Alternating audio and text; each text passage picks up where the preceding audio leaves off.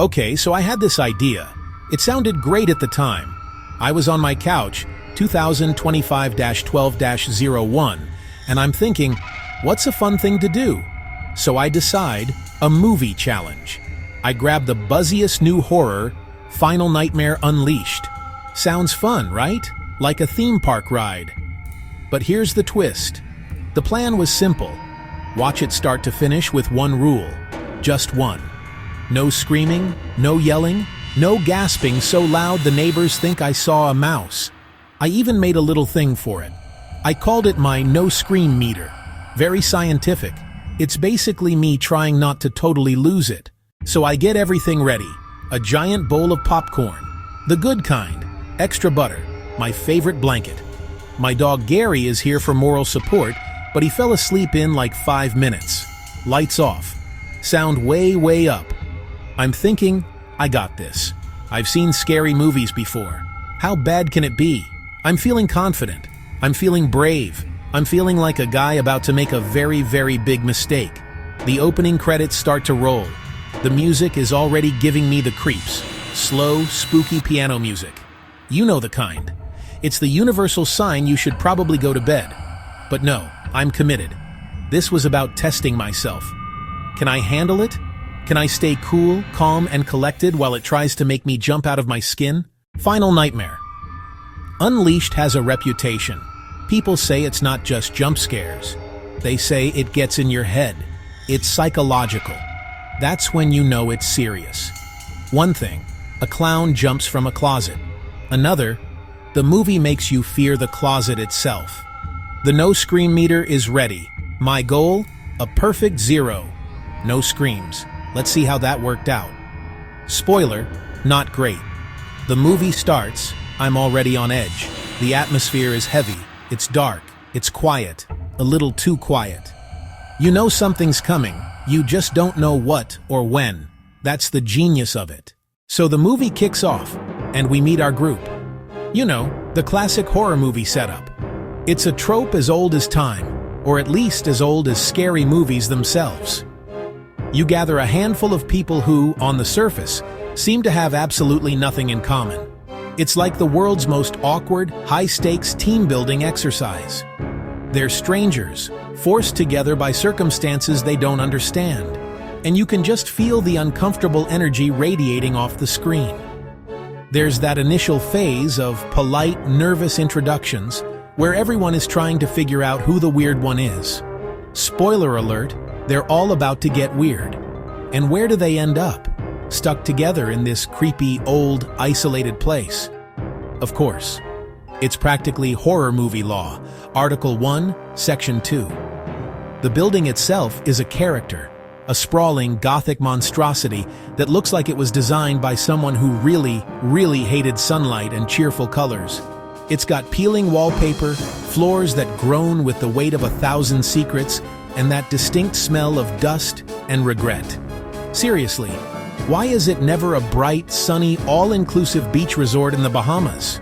I mean, I'd be scared there too if the piña coladas suddenly ran out, but at least I'd have a tan.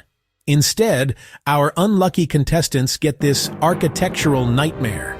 And just as you're thinking, okay, maybe they can just leave, a heavy door slams shut behind them. The lock clicks with a finality that says, nope, you live here now. Anyway, this is where the film starts to cleverly introduce us to the characters by showing us their deepest fears. First up, there's this guy named Marcus. Marcus is our everyman, the relatable guy you'd probably try to stick with because he seems the most normal. But he has a secret. His whole deal is that he's claustrophobic. And I don't mean he just prefers an aisle seat on an airplane. I mean, he has a debilitating, paralyzing fear of tight spaces. The kind of fear that makes your chest feel like it's in a vice, and the air turns thick and unbreathable. The movie is brilliant at showing this, not just telling us. The camera will suddenly tighten on him. The walls will feel like they're closing in, and the sound design zeroes in on his ragged, panicked breaths. And to make sure we really get it, we're given this lightning-fast, brutal little flashback. We see him as a kid, maybe 7 or 8 years old, trapped in a dark closet. It's quick, just a flash of his terrified face as a sliver of light cuts across his eyes, but it's incredibly powerful. It's not just a fear, it's a deep-seated trauma. You immediately understand the root of his panic. So, of course, what's one of the first things they have to do in this haunted funhouse? Get in a rickety, coffin-sized elevator. You immediately get why this guy hates elevators, crawl spaces, and probably even turtlenecks. The film is basically screaming at us, we know his weakness, and we are going to exploit it. A lot. Then there's another key character, a woman named Lena. Her fear is different, more psychological, but just as potent. Lena is a master of hypervigilance. She's the one who hears every creak, notices every shadow that's slightly out of place. She's terrified of being followed. It's a constant, gnawing paranoia that someone is always right behind her, just out of sight.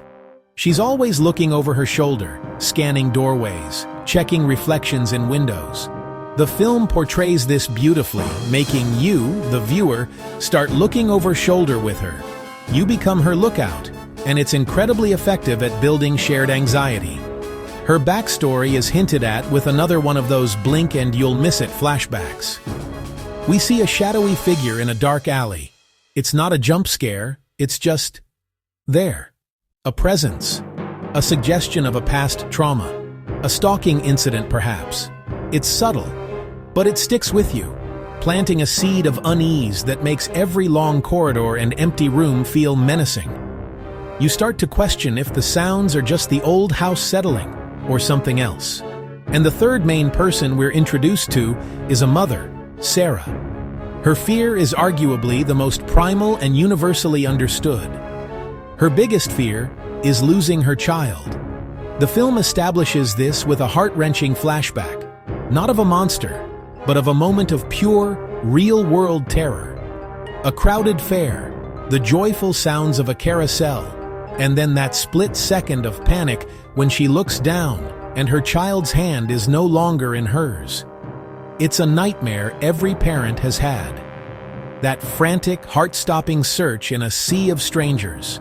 By showing us this, the movie makes her instantly sympathetic. So when she's in this haunted building and starts hearing the faint, distant sound of a child giggling, oh, it's just cruel. It's a masterful, sadistic move by the filmmakers. They've established these three core phobias: enclosed spaces, being followed, and a lost child.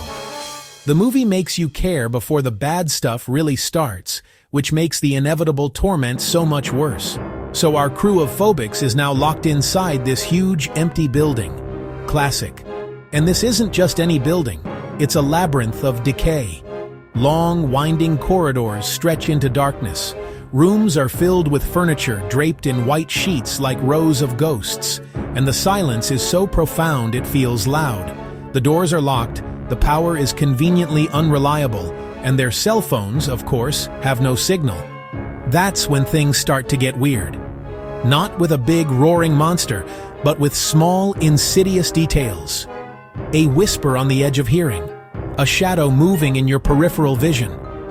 The building itself feels alive. It feels like it's watching them, learning them. It knows Marcus is claustrophobic, so the hallways seem to narrow when he walks down them. It knows Lena is afraid of being followed, so the floorboards creak behind her. And it knows Sarah's greatest fear, so it fills the silence with the phantom echoes of a child's cry. The film is in no rush. It lets the atmosphere soak in, marinating you in dread.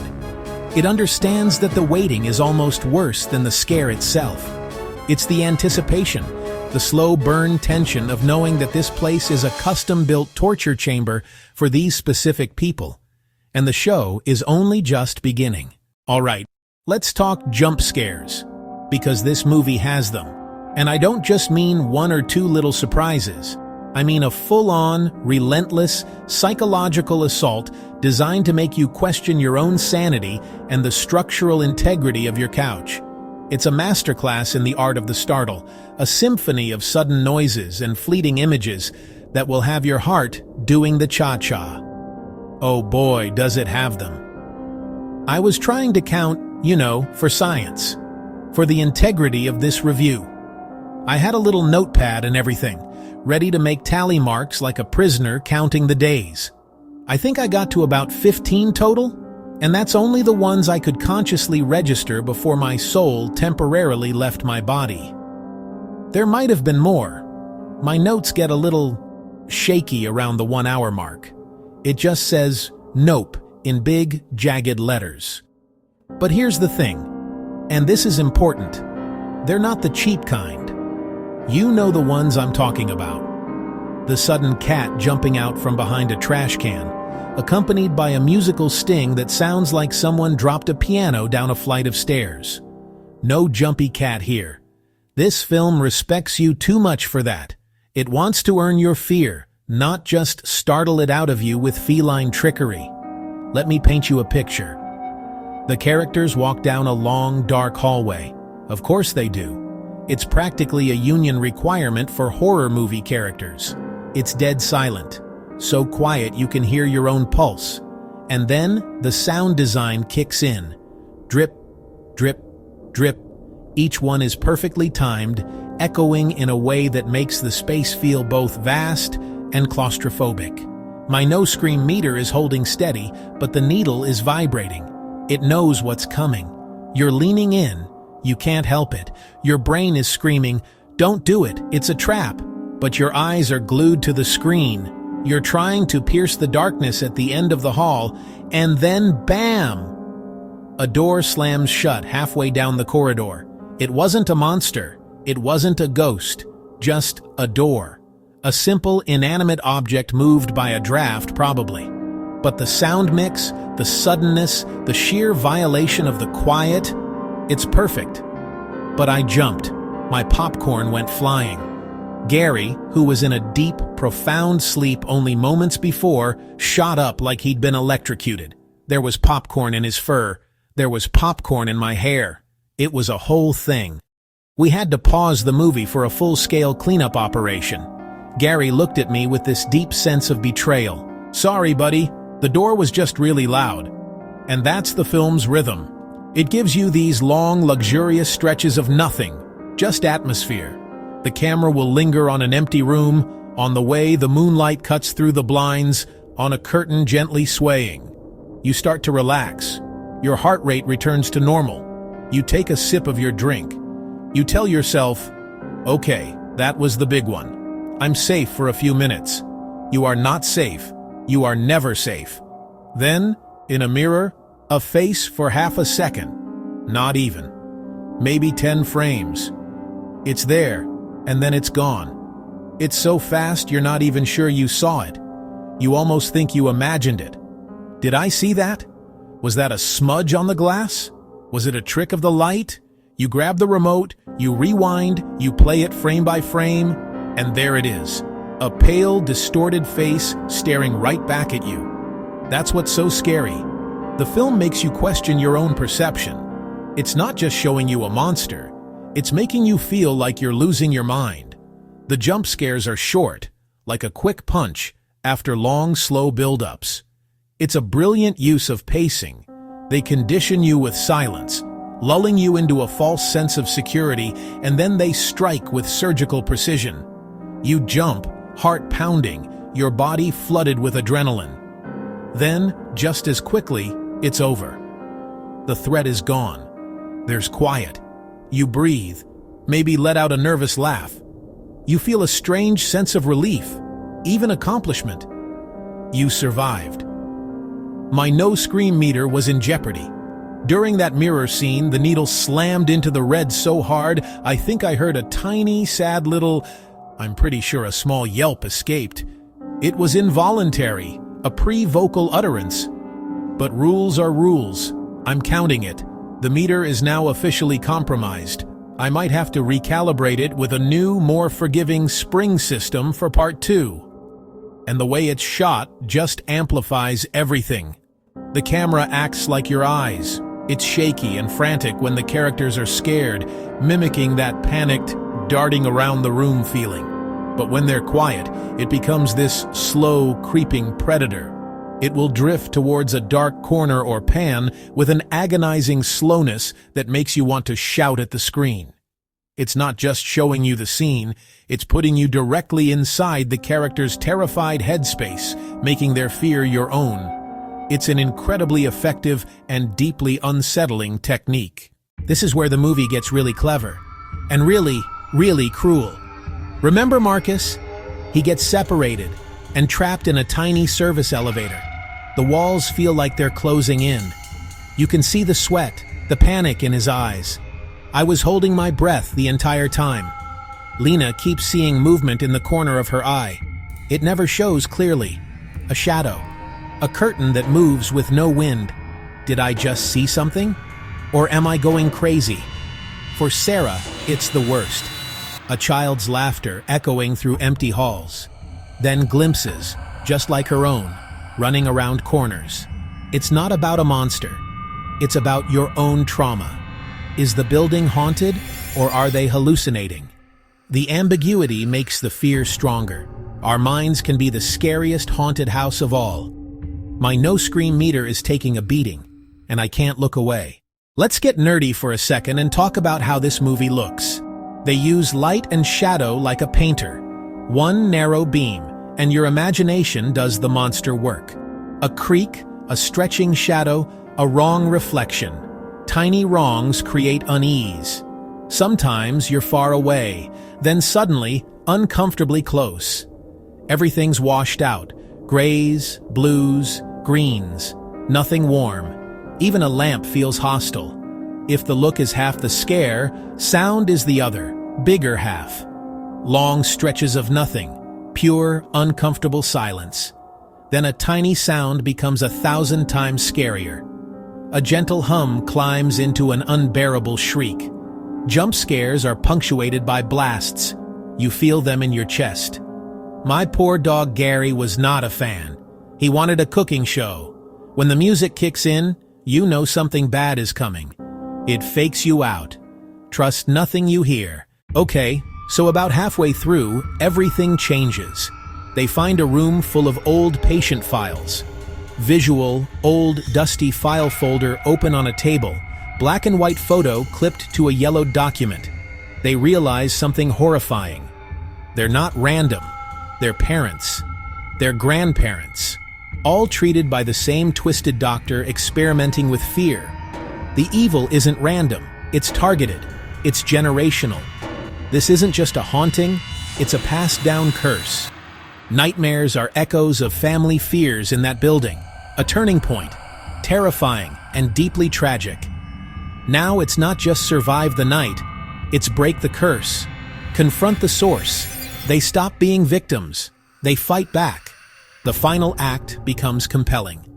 I was on the edge of my seat. All right, I tried to be brave. I really did. They broke through my no-scream meter defenses. Number 1, the claustrophobia scene with Marcus in the elevator. The camera's so tight, the sound just his breathing. The walls look like they move. My chest got tight. Second, Lena walks a portrait hall. One pair of eyes moves, skin crawling. I definitely squirmed.